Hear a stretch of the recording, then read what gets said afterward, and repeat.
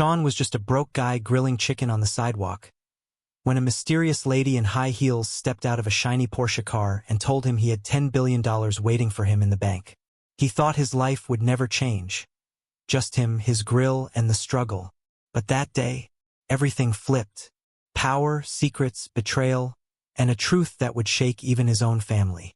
Sean sold chicken on a sidewalk cart. It was just another hot, normal day, until a silver Porsche rolled up to the curb. His 9-year-old daughter Bella spotted it first. "Dad, look at that car." Sean didn't even have to glance long. "That's a Porsche. Costs more than our entire apartment building. One tire's probably more than your school fees for the next 10 years. Bella's eyes went wide. "No way." Then the door opened. A woman stepped out like she was in a movie. Tall, sharp heels, sunglasses, long coat. She didn't look around. She walked straight toward Sean. "You're Sean Young?" she asked. Sean raised an eyebrow. "Yeah." "Who's asking?" "We've been looking for you," she said. "Your father sent me." Sean blinked. "My father? That guy left when I was a kid. I haven't heard from him in decades." She didn't flinch. "He's one of the richest men in the world. He kept your identity hidden to test your character. But now, you passed the test. He wants you back, and he's giving you a stake in the family empire." Sean half laughed. "Lady, I sell chicken on the street. You really think I'm some billionaire heir?" She pulled a black card from her purse. "This card has $10 billion on it. It's your father's personal allowance for you. You can check it at any bank." Sean stared like it might burst into flames. "Is this a prank?" "My name's Dana Wing," she said. "Keep the black card. This is my business card. Call me when you're ready." She turned, walked back to the Porsche, and was gone. Sean just stood there, holding the card like it was something out of a dream. Later that day, Sean drove Bella across town in their noisy, beat-up old car. They parked in front of a tall, shiny office building. "We're here," Sean said. "Is Mom still inside?" Bella asked. "Yeah, she'll be out soon."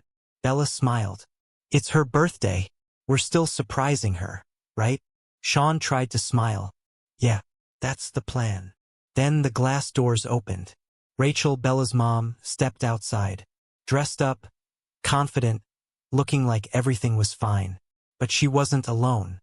A man in a crisp suit followed behind her, way too close, laughing at something she said. His hand rested on her waist like he knew her well. Bella leaned forward. "Who's that guy with Mommy?" Sean's eyes narrowed. "Let's go home first." "But I thought we were here for Mom." "We'll see her later. Let's get your homework started." Bella didn't get it, but she nodded anyway. Sean stepped out of the car and walked straight toward Rachel. She spotted him. Her smile vanished. "Sean, what are you doing here?" "I could ask you the same," he said. "Who's the guy?" Rachel crossed her arms. "Don't make a scene. You're still my wife," Sean said quietly. "And this is what you do? Letting some random guy hold you like that? In public? Don't be dramatic," she hissed. "Not here." Rachel narrowed her eyes. Then, without another word, she reached into her bag and pulled out an envelope. "Here, divorce papers. Just sign it already." Sean took the envelope slowly. "So you've had this ready all along?" "Yeah," she said. "I was just waiting for you to show up." Rachel didn't flinch. Her voice was sharp, cold. "We haven't lived in the same world for a long time, Sean. I'm climbing in real estate marketing lead now, and you're still stuck selling chicken on the street." Sean stood still, eyes locked on hers. "What do you even have to offer me?" she said, louder this time. "You embarrass me. Just being seen with you feels like a step backward."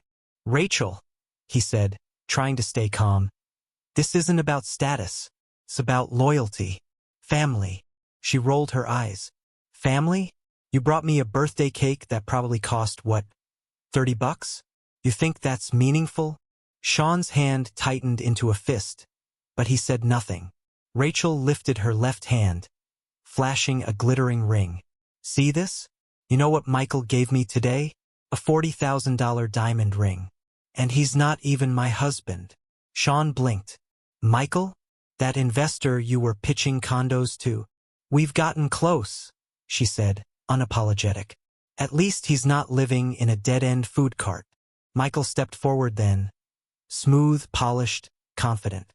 Look, man, he said, you don't belong in her world anymore. She deserves better. If she signs those divorce papers, I'll wire $2.7 million into her firm's account. Right now. Rachel nodded. It's a done deal, Sean. You've got nothing to offer me. Can you even pull together $1,000? Let alone $1 million. Sean finally spoke, voice low but steady. This isn't about the money. This is about Bella. What happens to her? Rachel didn't hesitate. She stays with me, and I'm keeping the apartment and the car too. No way, Sean said. Bella stays with me. This isn't a negotiation, Rachel snapped. You'll comply, whether you like it or not. I want you out of the house tonight. Just then, Rachel's younger sister, Chloe, stepped out of a taxi outside the office building, holding a gift bag. She had come by to wish Rachel a happy birthday, but when she spotted Sean standing there with that look on his face, she stormed. You've got some nerve showing your face here, she said. Rachel told me everything. Grab your stuff and get out. She never wants to see you again. Sean turned toward her. You're serious? You should be grateful we let you stay this long, Chloe said. 5 years freeloading in our house? Any other family would have thrown you out already. Freeloading, Sean muttered. Where do you think all my paychecks went? Did any of you ever give me a dime? Chloe scoffed. You're nothing. Always have been. Never will be. We were just being nice. Nice? Sean shook his head. Living around people like you made me sick. He turned and walked back toward his old car, where Bella was still waiting quietly in the passenger seat, watching everything through the window. He opened the driver's door, then paused. One last glance over his shoulder. You're going to regret this, he said. Chloe rolled her eyes. If I ever regret kicking you out, I'll eat my purse. He entered the car, gripping the steering wheel tightly, and muttered under his breath, You'll regret this. They drove in silence for a while. The city blurred past, a mess of buildings, traffic, and flashing signs. Then Bella spoke. Dad, what about the card that lady gave you? Was she serious? Sean didn't answer. He was thinking the same thing. Was Dana telling the truth? $10 billion? It sounded insane. But the card, it looked real. Sean's hands trembled on the wheel. He hadn't said a word since Chloe's insult. But Bella's question kept echoing. He glanced down at the black card. Maybe it was time to stop wondering and find out the truth. He made a turn and headed downtown. At the bank, Sean stepped into the glass doors of one of the city's fanciest banks, the kind where the doorman wore gloves and the floor looked shinier than a mirror. He was still in the same sweaty shirt he'd worn all day at the grill. He stepped up to the counter. Hi, I just need to check my account balance. The receptionist looked him over and instantly frowned. You again? Excuse me? Sean said. You were here last month trying to open a savings account with like $20. She scoffed. This place isn't for guys like you. I'm a citizen. I have a legal card. I just want to check my balance. The receptionist rolled her eyes. Fine. What card? Before Sean could answer, a woman walked in behind him. Elegant dress, heels clicking on the tile. The staff lit up. Miss Bellamy, the receptionist smiled. How can I help you today? Sean blinked. What? I was here first.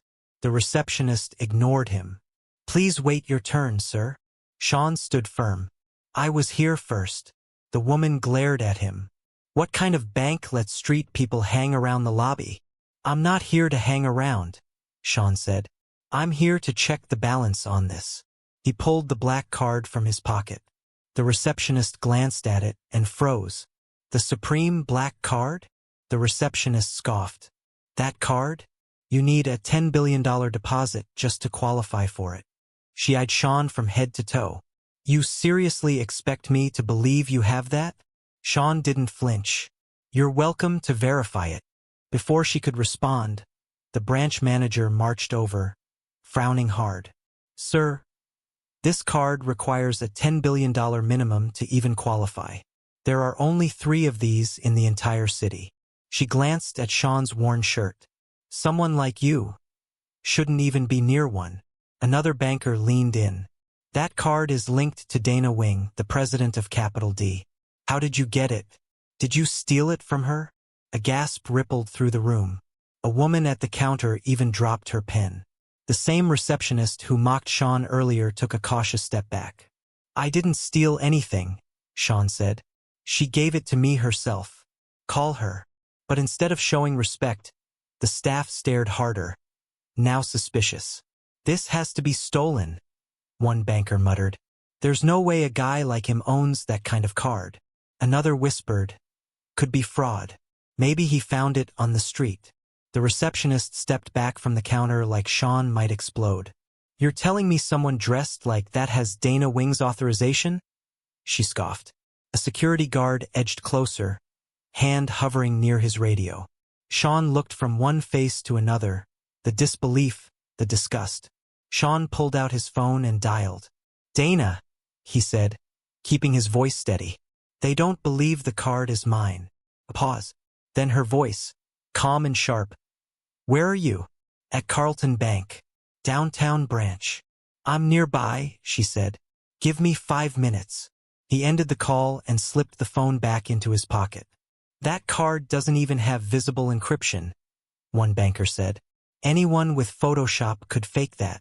Another banker crossed her arms. Fake card, fake phone call. Honestly, I'm exhausted just watching this little act play out. That lady you're pretending sent you? Dana Wing. The manager chuckled. She's a legend in this city. President of Capital D. You think she'd hand you her personal card? Please. Another teller added. You don't even know how the Supreme Black Card works. It's encrypted with biometric access. There's no way someone like you could activate it. Just then, the bank's glass doors swung open. Dana Wing stepped in poised, commanding, unmistakable. Everyone froze. The manager's face drained of color. The receptionist's mouth dropped open. Even the security guard straightened. Miss Wing, the manager stammered. She didn't look at them. Her eyes were on Sean. Mr. Young, she said calmly. Apologies for the delay. The room fell silent. Even the manager's mouth hung open. Sean stood tall. They said I forged the card. Dana raised an eyebrow. Is that so? She turned to the manager. Would you like to verify the card? Or should I call your regional director and discuss your staff's behavior toward our clients? The manager stammered. Miss Wing, we didn't know. You didn't ask, Dana said sharply. You assumed. Based on what? His shirt. The receptionist tried to speak but stopped when Dana held up a hand. I don't have time for explanations. This man is the legal holder of the Supreme Black Card and the heir to a significant portion of the Capital D empire. Another gasp. Dana turned to Sean. If you're ready, we can proceed with the transfer paperwork. Or would you prefer we arrange a private lounge first? Sean didn't move. Let's just get this done. She nodded. Right this way. As Sean followed Dana toward the executive elevator, whispers broke out. Did she say heir? Is he really her boss? I thought he sold chicken. The manager was already dialing his higher-ups in a panic. The receptionist looked like she might cry. Sean didn't say a word. He just walked, steady, quiet, past all of them. He wasn't the same man who walked in. Bella sat quietly in the corner, eyes wide as she watched her dad step into the elevator with the powerful woman. Is Daddy rich now? She whispered to herself. But this was only the beginning. Sean had no idea just how deep the secrets ran, or how many people wanted him gone. Watch out for part 2.